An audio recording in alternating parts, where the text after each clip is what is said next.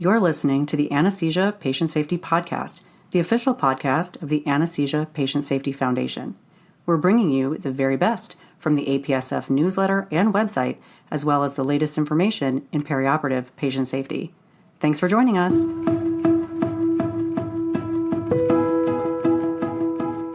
Hello, and welcome back to the Anesthesia Patient Safety Podcast. My name is Alli Bechtel, and I'm your host. Thank you for joining us for another show. This special 35th Anniversary Jade Edition APSF Newsletter is live, and there is so much to talk about. In creating this special newsletter, the APSF editorial board put on their reading glasses and read through 35 years of APSF newsletter articles, and this was done prior to the onset of the COVID-19 pandemic, before voting on the top 10 most impactful articles to include in this newsletter and review through the lens of what then and what now, with the help of our current editorial team and past editors. Today, we are going to talk about something that requires 3 ingredients and is a threat to patient safety during anesthesia care in the operating room. You've heard me recognize our corporate sponsors on this show, but there's another supporter who is absolutely essential. You. Did you know that APSF is registered as an Amazon Smile charitable organization? All you have to do is select Anesthesia Patient Safety Foundation as your Amazon Smile designee, and then every time you make a purchase on Amazon Smile, the Amazon Smile Foundation will donate 0.5% of the purchase price to APSF from your eligible Amazon Smile purchases. I will include a link to more information in our show notes. The 3 ingredients that we are going to be talking about today are fuel, ignition, and oxygen. That's right, we will be talking about the number 2 article from the special edition newsletter, From the Literature, ECRI Review Explains, Warns of OR Fires by Chester Lake, to discuss what then, since this article was published in the winter 1991 newsletter. You can find this article by clicking on the newsletter heading. 4th one down is Newsletter Archives, and then scroll down to Winter 1991. The article is listed on the left column, 5th one down. I will also include a link in the show notes. This article is a review of an article published by the Emergency Care Research Institute entitled, "The Patient is on Fire." Have you witnessed a fire in the operating room? This is a pretty rare event, but it has the potential to cause significant patient and OR team member harm, as well as damage to equipment and supplies in the operating room. Now, just a little background information on the ECRI. This is the world's largest independent nonprofit evaluator of medical devices, and this organization participates in accident investigation for hospitals and risk management consultation. Health Devices is the ECRI journal that publishes information about equipment evaluation work and related general news. Now let's return to those 3 ingredients that you can find in every operating room, meaning that this is a constant threat to patient safety. The fire triangle involves number 1, a heat source or ignition source. This may be a laser, electrocautery, or fiber optic light cord. A common culprit is accidental activation of the electrosurgical unit foot or hand switch, leading to a spark. Number 2 is an oxidizer, which may be oxygen or nitrous oxide, since this will support and accelerate combustion. Finally, number 3 is fuel for the fire, which may include surgical drapes, sponges, egg crate, foam mattresses, alcohol or acetone-based solutions, GI tract gas, shoe covers, and so many other things in the OR that will burn readily. After a fire starts, the products of combustion may include oxides, carbon dioxide, nitrogen dioxide, carbon monoxide, and unburned carbon. What about plastic material that is found throughout the OR? In normal fires, plastics do not burn in room air. However, plastic material will burn in an environment that contains ample oxidizer, such as oxygen, which is often the case in the OR. Burning plastic material produces the most toxic products such as hydrogen chloride, hydrogen fluoride, cyanide, mustard gas, phenol, and poisonous complex hydrocarbons. Now that we have talked about how a fire may start in the OR, let's talk about how we can prevent this from occurring. First, it is important to understand the fire triangle and use this knowledge to prevent these ingredients from coming together in the operating room, keeping in mind that it is not possible to remove any one of these ingredients from the OR environment. For anesthesia professionals who are turning on or turning up the oxygen flows in the OR, we must remain vigilant. The author provides an example of a MAC case with supplemental oxygen during surgery on the head or neck. There is an increased risk for a fire since there is an oxygen-rich environment and a heat source such as an electrosurgical unit or laser depending on the case. It may be necessary to use saline-soaked sponges around the surgical field to decrease the availability of dry fuel for combustion. OR fire safety also depends on an emergency plan with regular practice and easy access to the plan during the emergency so that everyone knows what to do and can move safely and quickly. In-service educational sessions are also helpful for anesthesia professionals, surgeons, and all operating room team members.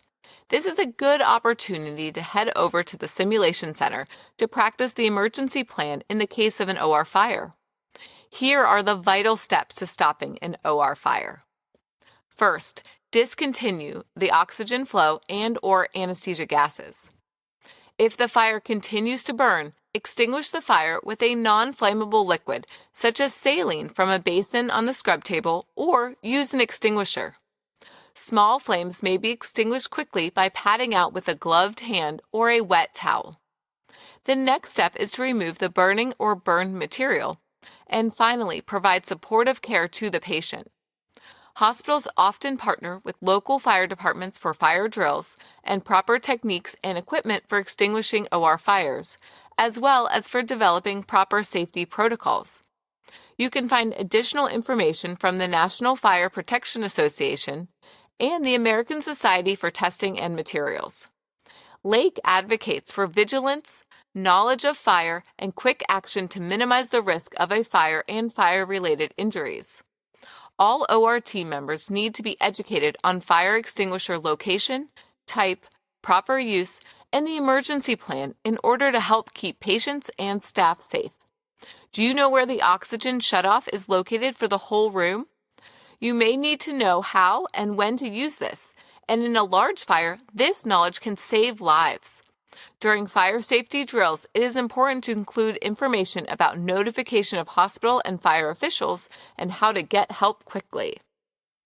For more information on fire safety, we hope that you will check out the APSF Fire Safety Training video. You can find this from the APSF homepage, clicking on the Videos heading. First one down is the Operating Room Fire Safety video. We will talk more about this video in a future show, but we hope that you will check it out. For now, we are going to travel back to the present and talk about what next for fire safety by looking at the article, Surgical Fire Prevention, a Review by Cowles, Lake, and Aaronworth in the 35th Anniversary Newsletter. The authors start with a call to action, since a fire in the operating room with its dreaded complications can be completely prevented with minimal cost, and this is such an important area to focus on so that no patient shall be harmed by anesthesia care. We have seen a decrease in this event from the estimated 650 surgical fires annually to about 217 each year in the United States. It appears that we are making progress, but the actual number of operating room events annually is probably much higher since reporting OR fire events is not required in half of the states. In addition, the rate of anecdotal incidents and legal proceedings has not changed over the years. Looking at the ASA closed claims database reveals that surgical fires made up 1.9% of the liability claims, and there is a higher percentage of fires ignited by electrocautery, up from less than 1% from 1985 until 1994 to 4.4% from 2000 to 2009. The most common scenario continues to be open oxygen delivery of 100% O2 from the auxiliary oxygen outlet by face mask or nasal cannula, plus a monopolar electrical surgical device for a procedure located near the head and neck. The majority of claims take place in outpatient care areas with monitored anesthesia care. The vast majority, 97% of OR fire events under general anesthesia, occur with otolaryngology procedures that use an FiO2 greater than 30%. For cases when the auxiliary oxygen outlet is used, the risk for fire can be decreased if the machine has the ability to blend oxygen and air to reduce the FiO2. Another important consideration is the use of high-flow nasal oxygen delivery, which provides 50 to 100 liters per minute of 100% oxygen, unless an oxygen-air blender is used. You can imagine that at these high rates of oxygen flow, the risk for fire greatly increases. Another feared OR fire occurs when an endotracheal tube is ignited by a laser or electrosurgical unit, leading to a blowtorch effect and devastating complications for the patient's airway and lungs. It is important to use the proper endotracheal tube that is protective to the wavelength of the laser. You will also need to stay vigilant during tracheostomy procedures, since an OR fire can occur when the surgeon uses an electrosurgical unit to enter the trachea and there is a higher concentration of oxygen in the trachea. An important update is that we know that alcohol-based surgical prep is flammable, but the alcohol vapors that are formed during evaporation are also combustible. As a result, it is important for the OR team to make sure that the prep has completely dried and any alcohol-soaked towels are removed and discarded prior to draping. Many institutions use a timer for the time that the prep is applied until the drapes may be applied to ensure complete drying. The authors highlight some additional safety resources for the prevention of OR fires. You can find an updated safety algorithm for operating room fires on the APSF website, and I will include a link in the show notes. You can also use this as a cognitive aid for healthcare professionals to help prevent high-risk situations. In 2013, the ASA published a practice advisory for healthcare providers to prevent surgical fires. We are going to review it now. First, perform a fire risk assessment during the timeout or safety checklist for every surgery. The fire risk assessment must evaluate for the use of an open oxygen source, the presence of an ignition source, a procedure location at or above the xiphoid process, and the use of flammable surgical prep solution. The next step is to support effective communication among surgical staff. Step 3 involves the safe use and administration of oxidizers, and this means using the minimum concentration of oxygen that is necessary to meet the needs of the patient. The fourth step is to ensure the safe use of any equipment that may be an ignition source. Next, make sure that you safely use surgical items that can become fuel. Step 6 reveals the steps to manage surgical fires, including eliminate the primary ignition source, extinguish the fire, and remove sources of fuel. For airway fires, discontinue the patient from the breathing circuit and remove the endotracheal tube, then move the patient to safety and reestablish the airway. Finally, make sure to review the entire scene and remove any potential flammable materials. In case of an OR fire, everyone in the OR should know the location of the fire extinguishers as well as how to use them. The most appropriate extinguisher in the operating room is the carbon dioxide extinguisher. Surgical fire prevention requires daily preparation as well as yearly education and simulation programs. I already mentioned it, but the authors also point out that the APSF's fire safety video continues to be useful and the information remains accurate for 2020 and beyond. So what is next for fire safety prevention? It is a big ask. We likely need a culture change.